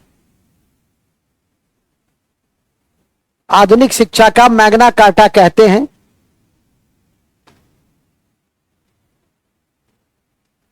इसके अनुसार लंदन विश्वविद्यालय के तर्ज पर, इसके अनुसार लंदन विश्वविद्यालय के तर्ज पर भारत में, लंदन विश्वविद्यालय के तर्ज पर भारत में 3 विश्वविद्यालय स्थापित किए गए, कलकत्ता, मुंबई और मद्रास। 3 विश्वविद्यालय स्थापित किए गए, 3 विश्वविद्यालय स्थापित किए गए। कलकत्ता, पहला कौन? कलकत्ता। दूसरा मद्रास, बंबई। कलकत्ता, मद्रास और बंबई। कलकत्ता, मद्रास और बंबई। कलकत्ता, मद्रास और बंबई में 3 विश्वविद्यालय बनाए गए। किस विश्वविद्यालय के तर्ज पर? किस विश्वविद्यालय के तर्ज पर? याद रखिएगा, ठीक है। और दूसरा लिखिए, स्त्री शिक्षा पे बल, स्त्री शिक्षा पे बल दिया गया एवं स्त्री शिक्षा पे बल दिया गया एवं प्रांत में लोक शिक्षा विभाग खोला गया, एवं प्रांतों में लोक शिक्षा विभाग खोला गया। एवं प्रांतों में लोक शिक्षा विभाग खोला गया। प्रांतों में लोक शिक्षा विभाग खोला गया। लोक शिक्षा विभाग खोला गया। पहला सबसे इंपॉर्टेंट क्या है कि लंदन विश्वविद्यालय के तर्ज पर 3 अंग्रेजी विश्वविद्यालय खोले गए, कलकत्ता, मद्रास और बॉम्बे, ठीक है। दूसरा, स्त्री शिक्षा पे बल दिया गया। आपकी जानकारी में दे दें कि कलकत्ता में स्त्री शिक्षा पे बल पहले से भी चल रहा था। कि स्कूल खोला गया था जिसका नाम था बेथुन स्कूल 1849 में, और उसका उद्देश्य था कि स्त्री शिक्षा को बढ़ावा देना, ठीक है। नोट में लिख दो, नोट में लाल कलम से, स्त्री शिक्षा को बढ़ावा देने के लिए, स्त्री शिक्षा को बढ़ावा देने के लिए कलकत्ता में बेथुन स्कूल की स्थापना की गई। कलकत्ता में बेथुन स्कूल की स्थापना की गई। कलकत्ता में बेथुन स्कूल की स्थापना की गई।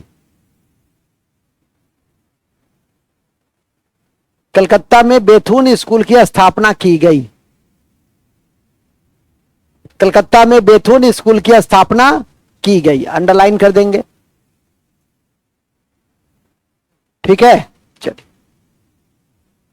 अब हम लोग 1854 वुड डिस्पैच के बाद रिपन के समय में जो भारत के सबसे लोकप्रिय वायसराय थे, उसके समय में हंटर कमेटी बना था। प्राथमिक शिक्षा के विकास पे बल दिया गया। तो लिखेंगे रिपन। नेक्स्ट पॉइंट, रिपन के समय में 1882 में हंटर कमेटी बना। हंटर कमेटी बना जिसने प्राथमिक शिक्षा पे बल देने की बात कही, जिसने प्राथमिक शिक्षा के ऊपर बल देने की बात कही। प्राथमिक शिक्षा के ऊपर बल देने की बात कही।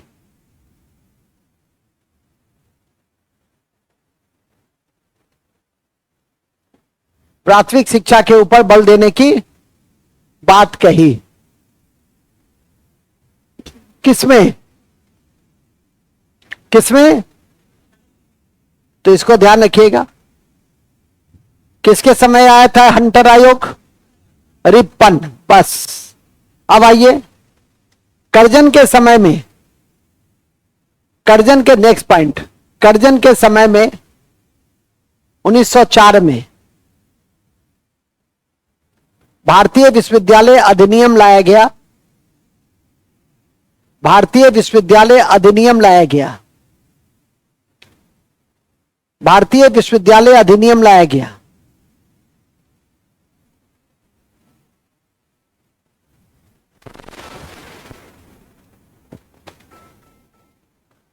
हेलो, प्रणाम प्रणाम। हाँ हाँ, कौन है? आओ 7:15 बजे आओ। हाँ 7:30 बजे आओ पक्का। ठीक है, ठीक है, आओ देखिए।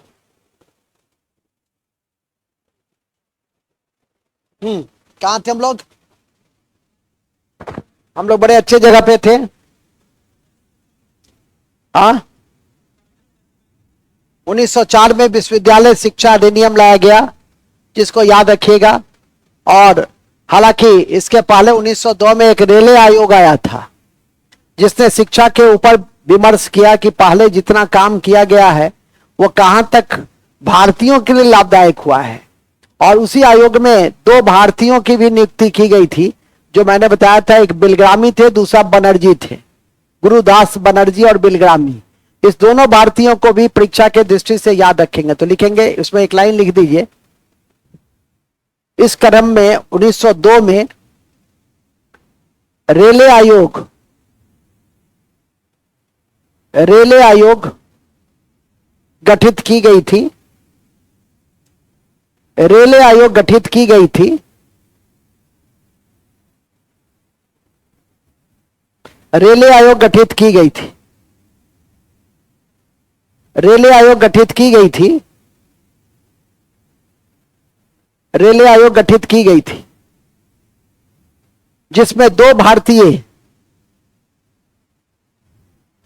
जिसमें 2 भारतीय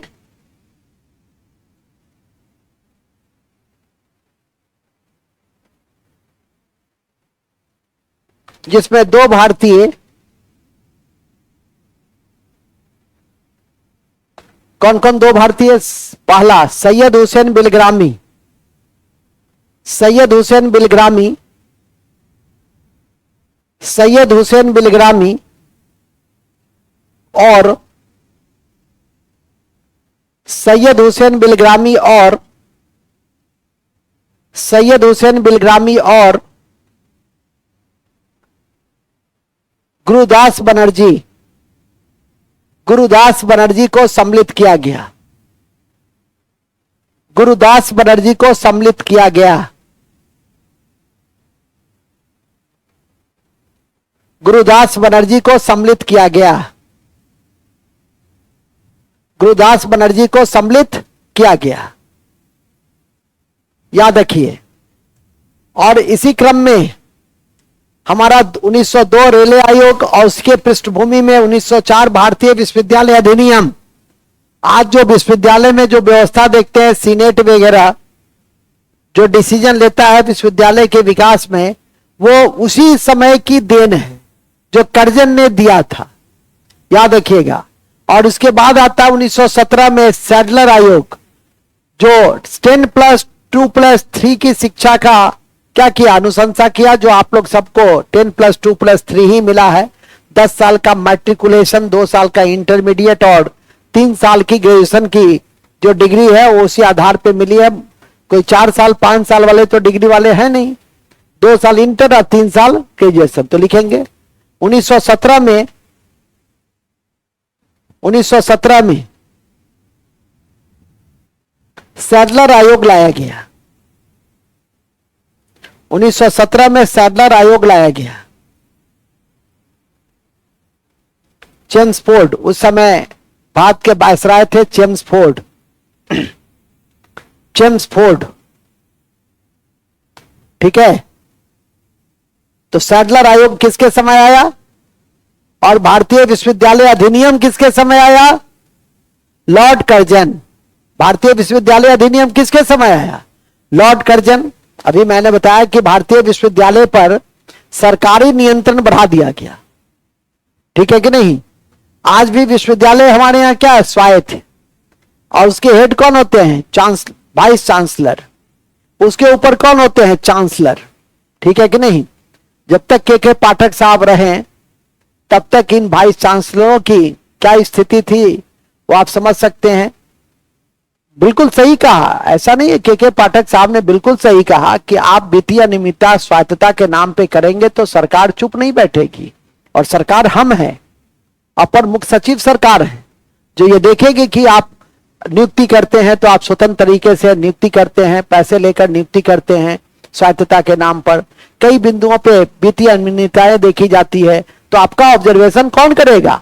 आपके ऑब्जर्वेशन सरकार में बैठे हुए जो सीनियर मोस्ट आईएएस ऑफिसर है वही देखेंगे, ठीक है कि नहीं। के पाठक, ऐसा नहीं कि मैं सरकार में हूं तो सरकार के जो अधिकारी हैं उसका मैं पक्ष ले रहा हूं।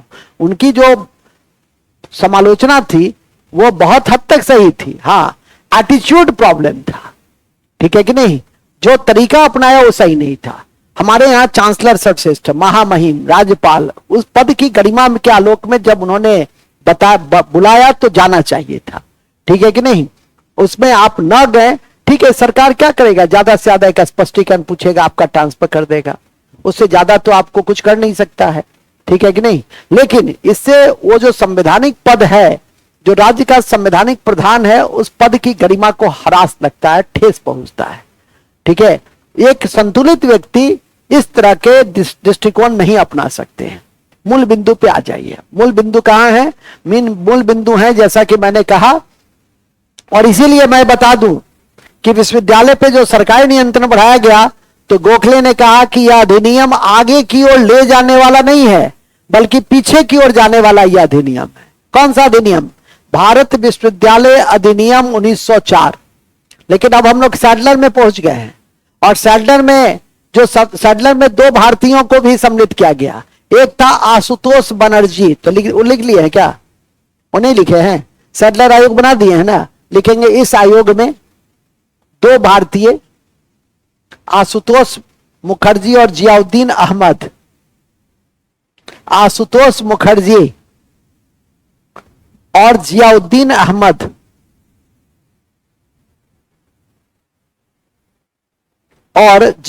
अहमद को सम्मिलित किया गया। जियाउद्दीन अहमद को सम्मिलित किया गया, टिक लगा दीजिएगा, इसको रट लीजिएगा, दोनों को सम्मिलित किया गया, सम्मिलित किया गया, ठीक है। किसने किया सम्मिलित? सैडलर आयोग में, सैडलर साहब ने किया। किसके समय आया था? चेम्सफोर्ड। किसके समय आया था?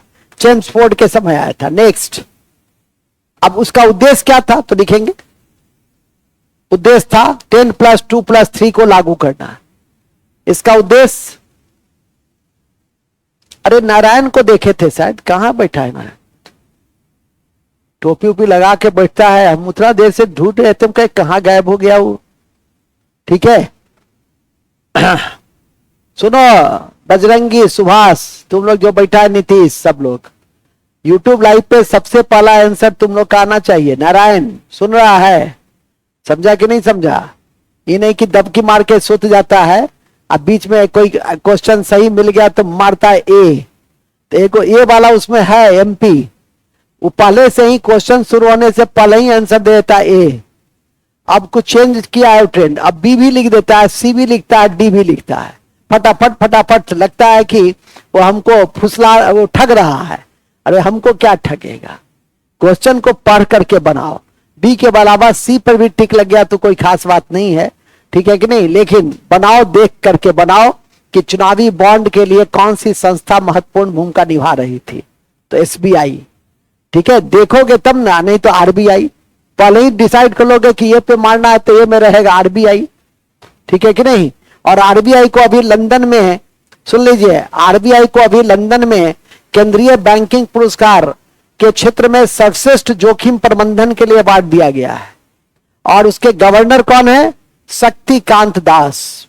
आरबीआई के सर्वोच्च पद को हम गवर्नर कहते हैं। और आरबीआई का गठन हिल्टन यंग समिति की अनुशंसा के आलोक में 1 अप्रैल 1935 के आलोक में हुआ था। 1935 के एक्ट के आलोक में इसका गठन हुआ था। 1949 में फिर नेशनलाइजेशन हुआ था। और इसका सबसे बड़ा काम होता है क्रेडिट कंट्रोल करना, मॉनेटरी पॉलिसी को जारी करना, जो 2 महीने पर जारी किए जाते हैं। फिलहाल अभी हम लोग आरबीआई में नहीं है, सैडलर आयोग में है। और 10+2+3 स्कीम को अपना रहे हैं। तो लिख देंगे 10+2+3, वो लिख लिए ना, को लागू किया, खत्म। 10+2+3 को लागू किया। अब आइए 1937 में वर्धा योजना, 1937 में वर्धा योजना लाया गया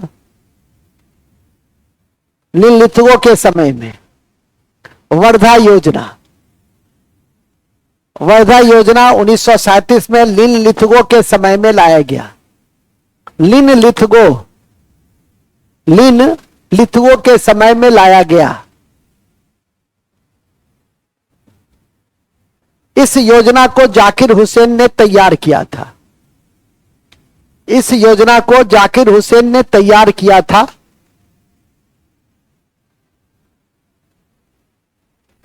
इस योजना को जाकिर हुसैन ने तैयार किया था।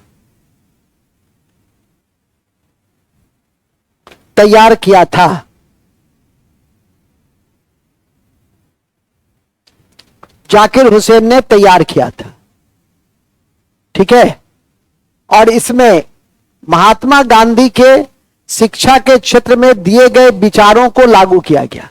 और इसमें महात्मा गांधी के हरिजन पत्रिका में, महात्मा गांधी के हरिजन पत्रिका में शिक्षा के क्षेत्र में दिए गए विचारों को लागू किया गया। दिए गए विचारों को लागू किया गया। दिए गए विचारों को लागू किया गया, ठीक है। महात्मा गांधी की 3-4 पत्रिका बहुत इंपॉर्टेंट है, नवजीवन, हिंद स्वराज, हरिजन। तो इन सबको ध्यान में करके रखिए। आगे स्वतंत्रता संघर्ष में इन बातों की चर्चा हम आपके समक्ष करेंगे ही। और जब प्रेस के विकास को दिखाएंगे तो प्रेस के विकास की कड़ी में राष्ट्रीय आंदोलन के जितने नेता थे उनके द्वारा जो पत्रिकाओं का संपादन किया गया, उन सब की भी व्याख्या समय समय पे की जाती है। फिलहाल तो वर्धा योजना को याद रखिए। और वर्धा योजना में गांधी जी ने कहा था कि निःशुल्क प्रारंभिक शिक्षा और मातृभाषा में होनी चाहिए। अंग्रेजी की शिक्षा क्लास 8 के बाद ही दिया जाना चाहिए। लेकिन अब समय बदल गया, अब तो बच्चा क्लास 1 से पहले रहता है और अंग्रेजी में ही उसका अध्ययन की प्रक्रिया शुरू हो जाती है, ठीक है कि नहीं। तो अब तो सिस्टम बदल गया कि यदि अंग्रेजी शिक्षा पर शुरू से ध्यान नहीं दीजिएगा तो विकास की दौड़, भौतिक विकास के क्षेत्र में बच्चे पीछे छूट जाएंगे, ठीक है कि नहीं। अभी स्टेट पीसीएस में भी पहले हिंदी माध्यम को वरीयता होती थी, लेकिन आज के दौर में जब से इंजीनियरिंग की संख्या बढ़ गई है उसके बाद आप देख सकते हैं कि अंग्रेजी की जो प्रभाव है वो बढ़ा है स्टेट पीसीएस में भी। यूपीएससी में तो एक आधी % हिंदी माध्यम वाला पहुंच पाते हैं उस स्तर पे, क्योंकि उसके पास मटेरियल्स अच्छे होते हैं और स्वाभाविक है कि शुरू से वो अच्छे मीडियम वाले स्कूल में पढ़ते हैं, अच्छी शिक्षा उनको मिलती है, एनसीईआरटी पहले से ही तैयार रहता है।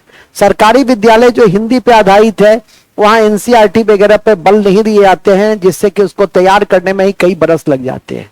स्वाभाविक है कि जब बचपन से उन चीजों को पढ़ेंगे तो समस्या कम होगी। आगे लिखिएगा नेक्स्ट। 1944 में सार्जेंट योजना लाई गई। 1944 में सार्जेंट योजना लाई गई। सार्जेंट योजना लाई गई।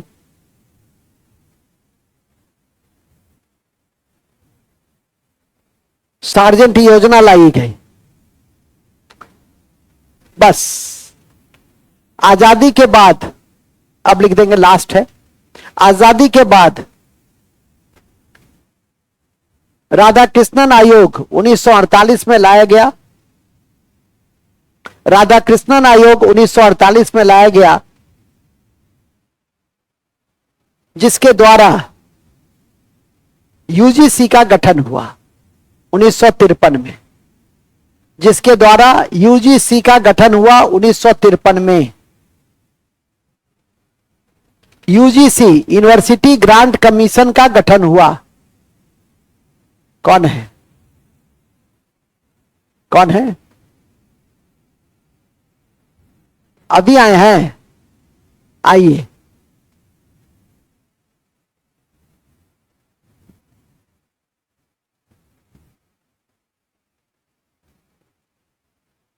क्या ठीक है? खुश रहिए। बोल रहा मिलने के लिए तो बैठिए, आ रहे हैं नीचे, बैठिए, आ रहे हैं नीचे। ठीक है, कहां थे हम लोग? यूजीसी का गठन हुआ। यूजीसी का गठन हुआ कब? 1953 में। और इसके अध्यक्ष कौन है वर्तमान में? जगदीश कुमार। तो लिखेंगे इसके अध्यक्ष जगदीश कुमार है। वर्तमान में इसके अध्यक्ष जगदीश कुमार हैं। वर्तमान में इसके अध्यक्ष जगदीश कुमार हैं। ठीक है, बस। और ये कानूनी संस्था है। कल भी बनवा रहा था मैं कि निम्नलिखित में से कानूनी संस्था कौन कौन सी है। तो जो संविधान में वर्णित है, संविधान के अनुच्छेद में, वो संवैधानिक संस्था। जो संसद के अधिनियम से गठित होता है वो कानूनी संस्था। और कुछ ऐसी संस्था होती है जो मंत्रिमंडल के प्रस्ताव से गठन की जाती है, जैसे योजना आयोग, जैसे राष्ट्रीय विकास परिषद। ठीक है कि नहीं? तो ये सब आपके संविधानेतर संस्था मानी जाती है। दोनों का स्वरूप लगभग एक ही है। जो संविधान में वर्णित नहीं है वो सभी संविधानेतर संस्था, एक्स्ट्रा कॉन्स्टिट्यूशनल इंस्टीट्यूशन है। लेकिन संसद के अधिनियम से, जैसे क्षेत्रीय परिषद, जैसे आपका यूजीसी, जैसे राष्ट्रीय महिला आयोग, ये सब। लेकिन राष्ट्रीय अनुसूचित जाति और जनजाति आयोग संवैधानिक संस्था है। वित्त आयोग संवैधानिक संस्था है। योजना आयोग और नीति आयोग मंत्रिमंडल के प्रस्ताव से बनाए गए। तो हर का एक अलग अलग क्या होता है, स्थिति होती है। संविधान के का जब अध्ययन करते हैं तो उसमें इन सब बातों की व्याख्या की जाती है। और कल भी मैंने एक प्रश्न दिया था कि निम्नलिखित में से कानूनी संस्था कौन कौन सी है, कौन सी नहीं है। तो एक संस्था संवैधानिक थी और सभी संस्थाएं क्या थी? वो कानूनी संस्था थी। इन बिंदुओं को ध्यान में रखने का प्रयास करेंगे इन्हीं शब्दों के साथ। हालांकि आधुनिक भारत में जो शिक्षा का विकास हुआ उसमें कोठारी आयोग 1964, 1986 राष्ट्रीय शिक्षा नीति, और उससे भी महत्वपूर्ण 86वां संविधान संशोधन। 6 से 14 वर्ष के बच्चों को हम अनिवार्य शिक्षा देंगे, 21 क से हमने जोड़ा। मूल कर्तव्य में भी 11वां मूल कर्तव्य हमारा वही है। साथ ही हमने आरटीई अधिनियम 1 अप्रैल 2010 से लागू किया कि हम सभी बच्चों को एक सीमित क्षेत्र में, उसका क्षेत्र भी निर्धारित किया गया। और यह भी कहा गया कि एक निश्चित अनुपात में, आज जो लाखों शिक्षकों की भर्ती हो रही है, ये लाखों शिक्षकों की भर्ती उसी अनुपात को पूरा करने के लिए की जा रही है, ठीक है कि नहीं। तो आज फिर एक नई शिक्षा नीति आई कस्तूरी रंगन समिति के अनुशंसा के आलोक में, जिसे सबसे पहले उत्तराखंड में हमने लागू किया। तो इस तरह से आधुनिक शिक्षा के विकास को भी आप देख सकते हैं और समझ सकते हैं। डिफरेंट कार्यक्रम चल रहे हैं। अभी एक दिन बताए भी थे कि उन्नत भारत योजना का संबंध किस मंत्रालय से है, तो शिक्षा या मानव संसाधन मंत्रालय से है। तो इन सब बिंदुओं को शिक्षा के क्षेत्र में जो भी ऐप हो, पोर्टल हो, प्रोग्राम्स हो, उस पर नजर रखने की जरूरत है। वो सब परीक्षा के दृष्टि से मायने रखता है। इन्हीं बिंदुओं के साथ हम आज के सामाजिक सांस्कृतिक नीतियां और शिक्षा के विकास के विशेष संदर्भ में हम इस कक्षा की समाप्ति की मैं घोषणा करता हूं और आशा करता हूं कोई बूस्टर फैक्ट नहीं, क्योंकि ऑलरेडी नोट में हमने कई तथ्य लिखाया है। आप उन तथ्यों को याद करके रखेंगे और 86वां ये जितना बात अभी मैंने बोला है वो जगह जगह कहीं ना कहीं कॉपी में लिखाया हुआ है और लिखाता रहा है। 86वां संविधान संशोधन नहीं लिखा है क्या? 21 क आपका प्राथमिक शिक्षा के अधिकार से जुड़ा हुआ है। जब संविधान तो ये दूसरी बार चल रही है, नहीं लिखे हैं क्या? तो फिर इंतजार कीजिए, जो दूसरी बार पढ़ रहे हो इंतजार कीजिए। इन्हीं शब्दों के साथ हम आज के इस कक्षा की पहले कक्षा की समाप्ति की घोषणा करते हैं। 5 मिनट का ब्रेक है और ब्रेक के बाद हम बायोलॉजी की कक्षा में भोजन को पचाने हम आएंगे। मुंह तक भोजन पहुंच चुका था। मुंह से हम ओसोफेगस और स्मॉल इंटेस्टाइन, जहां सबसे अधिक भोजन का पाचन होता है, वहां पे हम 5 मिनट में आ रहे हैं। तब तक के लिए टेक रेस्ट। Thank you.